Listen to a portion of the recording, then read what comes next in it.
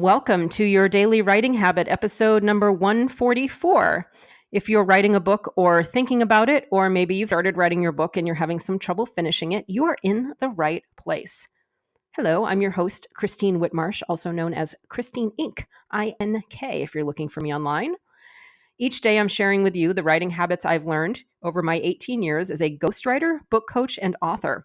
I have found that 3 things in particular have a huge impact on your success as an author, and they have the ability to turn someone who doesn't maybe consider themselves an author into one.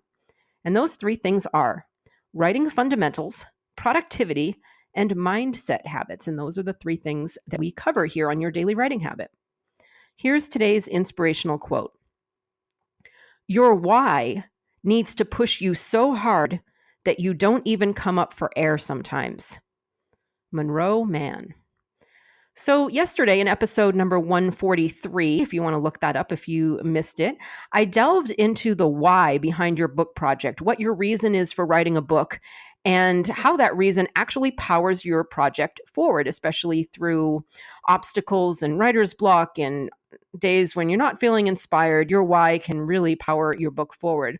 So as promised, today I'm going to share with you what happens if your why changes at some point during your book project.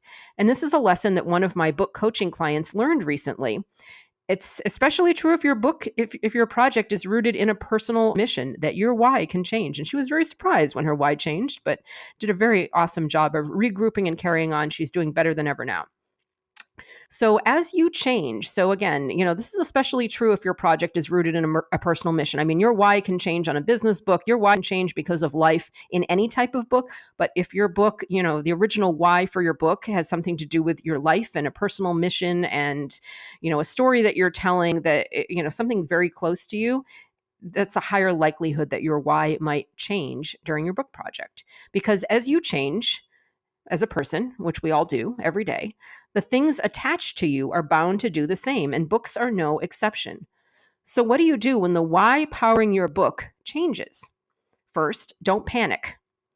That's just good advice anyway for authors. Never panic. Breathe. We all need to breathe. Because you're on a creative journey. Writing a book is a creative journey. You're not balancing your checkbook or changing the oil in your car. This is a creative journey. So learn to expect surprises and challenges all the way through. This isn't just the writing part. Developing your book, writing it, editing, launching, marketing, long-term marketing. Expect surprises and challenges. And learn to adopt the mindset. When I say learn, also practice. With practice, we learn things. So practice adopting a mindset of turning challenges into opportunities for growth rather than roadblocks. I know, easier said than done, but with practice comes mastery.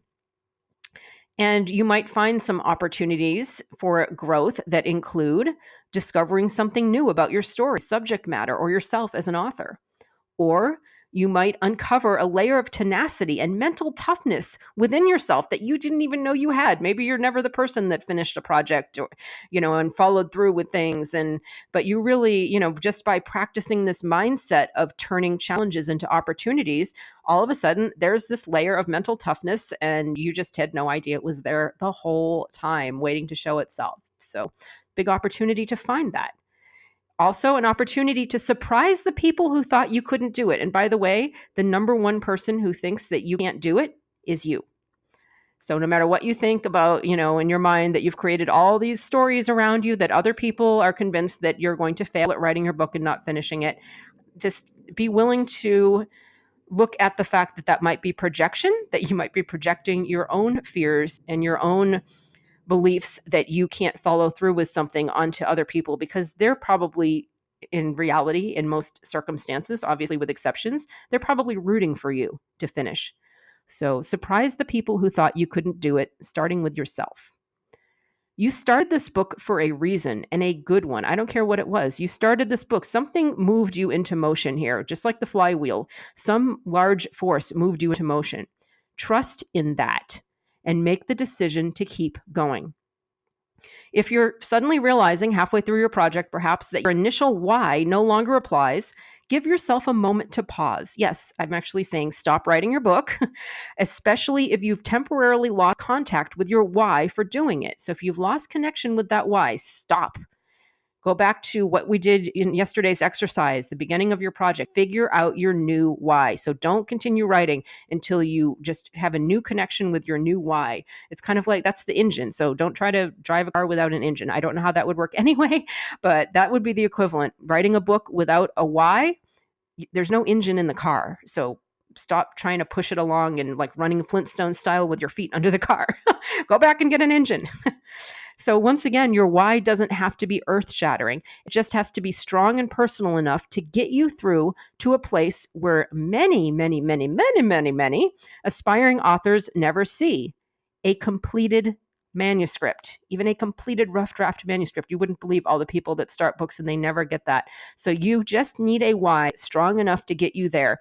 Don't worry about editing and marketing, and people get so far ahead of themselves sometimes. Just find a why strong enough to get you through the end. Just, you don't have to actually write the end at the end of your manuscript, but you know what I mean? So if you have that clarity and connection with your why from book development through writing, editing, publishing, launching, and long-term marketing, but you're going to have a why for each of those stages. So again, your why just needs to get you through to a completed manuscript. Then you'll find a new one for editing and a new one for publishing and launch and marketing and all that. But having a why at each of those stages is your secret weapon. It's your defense against mindset landmines like writer's block and faltering self-confidence and all the other normal, I just want to focus on that word for a second, all the other normal parts of writing a book. Everything I just listed is completely normal. You're normal for as far as writers are concerned. As far as regular people, we're all not very normal. But as far as authors are concerned, everything I just listed, the self-confidence and writer's block and sabotaging yourself and all that, it's totally normal. So I'm, hopefully offering you some tools to combat that, and having a why in place is a huge one. So write down the why powering your book. Make it visible in your workspace, your writing cave, so to speak. Let it fuel you and give you the fight you need to finish what you started. And as I tell all my authors and my coaching clients in particular, you've got this. Keep going. Do you need some more help and accountability and encouragement? I'd love for you to visit my Inc. Authors group on Facebook, and you can connect with me there and connect with all the other authors, and we'll give you all the accountability, encouragement, resources, tools, anything you need. Inc. Authors on Facebook. Thank you for joining me here on Your Daily Writing Habit, where I'm helping you write and finish writing an awesome book. And if you know someone else who wants to do the same, I would love it if you would share this with them. Thank you very much. Until tomorrow, happy writing.